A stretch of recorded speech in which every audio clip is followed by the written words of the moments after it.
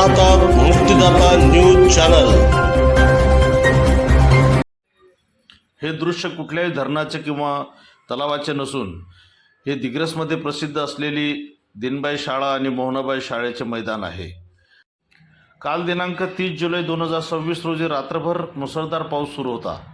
त्यामुळेच आज दिनांक 31 जुलै 2026 रोजी सर्व शाळांना सुट्ट्या देण्यात आल्या होत्या। काल सर्वत्र मुसळधार पाऊस झाल्यामुळे या परिसरामध्ये अगदी तलावाचे स्वरूप निर्माण झाले होते।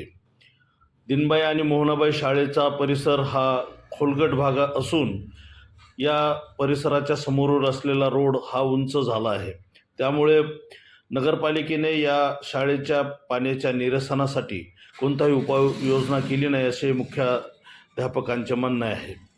या परिसरामध्ये थोड्याशा पावसाने चिखल आणि तुडुंब भरलेलं पाणी असल्याचं दृश्य दिसतं।